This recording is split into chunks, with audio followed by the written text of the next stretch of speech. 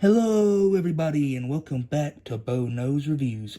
Today we're going to be taking a look at the 1986 G.I. Joe Serpentor. Here's a look at the box that the figure came in. You can see it's got some nice artwork on the front. And on the back, there's a picture of the prototype Serpentor, which is painted in an even shinier gold. Taking a closer look at the file card that came with the figure, you can see his code name is that of Serpentor, and he has no other name that he goes by, not one classified or anything else, because he is actually an amalgamation of different world leaders from the past, such as Napoleon, Julius Caesar, and Attila the Hun. His title is that of Cobra Emperor. His quote reads, "His eyes have seen the legions of Rome trample the Gauls and Nerville into the dust. His hand lifted the horsehair baton that signaled the first charge of the Carthaginian armored elephant phalanx. His ears have heard the rattle of French cuirassiers on the street of Moscow, but it is his mind that we must fear the most. The thoughts of the Cobra Emperor have not drifted from global conquest since the reign of King Solomon." Taking a closer look at the accessories that came with the figure, he came with this dagger molded in a silver plastic. It's a rubbery material. He came with this back piece, which looks like the back of a cobra. It's got nice scale detail all around it. He came with this rubbery snake.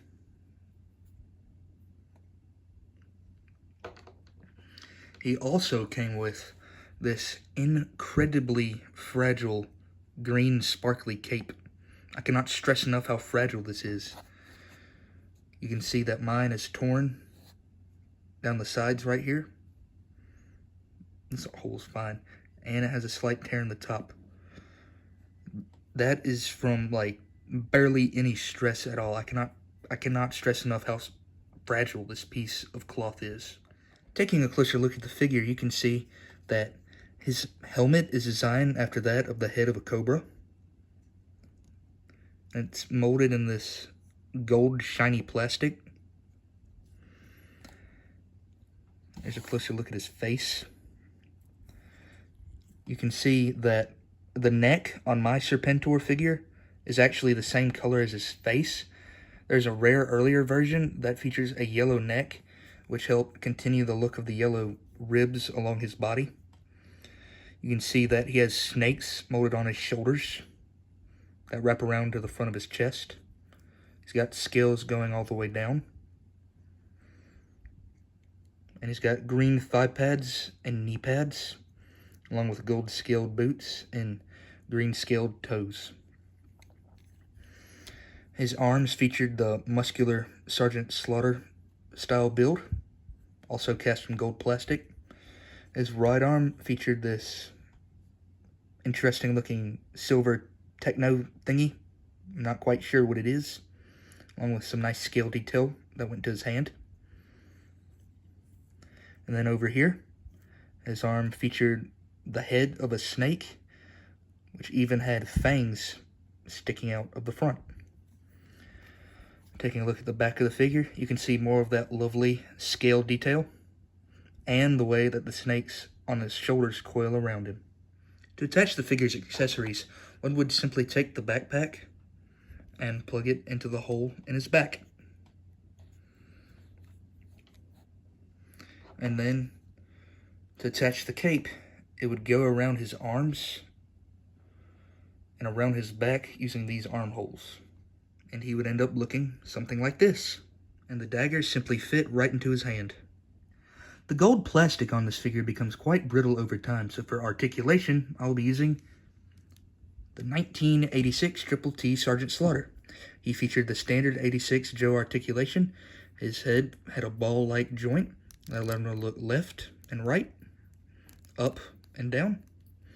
His arm went up this far, 360 at the shoulder. His elbow could bend 90 degrees, swivel arm battle grip. There's a rubber O-ring, which allowed for all kinds of waist articulation. His leg kicked up about that far. Back hardly at all. And he featured 90 degrees of bend at the knee. For comparison, here is Serpentor next to the aforementioned Sergeant Slaughter, the mail-away Sergeant Slaughter, Destro, Duke, Cobra Commander version 1, Cobra Commander version 2, He-Man, Optimus Prime, and Hogan. Taking a closer look at Serpentor's air chariot, you can see that it's molded out of a brighter colored gold plastic. It's got these two cannons on the front that both swivel. It's got these two tail fins on the side. The front is shaped like that of a cobra and features a unique cobra logo with a crown on top. Over here, there's a little turbine that can spin. From the back, you can see where Serpentor would hold on to the handles. Little dials that are detailed with stickers. And what looks like two pedals for gas and the brake. There's also a foot peg right here, which is how you would attach Serpentor to his air chariot.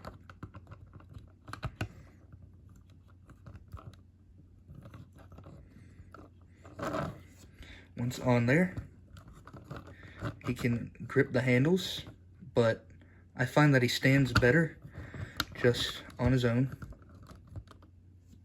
like this. As far as buying tips go for this figure, I'd make sure that it's complete with all of its accessories, including this really little dagger. I'd make sure that the teeth on his helmet are unbroken. It's a very common issue. And I would make sure that the cape is in good enough condition that he can actually still wear it. These capes just become more and more fragile with age. I would also make sure that the figure is unbroken. This gold plastic is ridiculously brittle. In fact, I would recommend once receiving this figure, you don't move it hardly at all. The most I'm ever willing to do with it is raise his arm up like this. I would also make sure that the air chariot is not missing this little cap on the bottom that allows you to grip and rotate the fan. It fits on there snugly, but it is frequently lost, so be careful. This figure is awesome and necessary for any vintage G.I. Joe collection. Thank you all for watching this video. I hope it finds you well, and I hope you have a blessed day. Goodbye.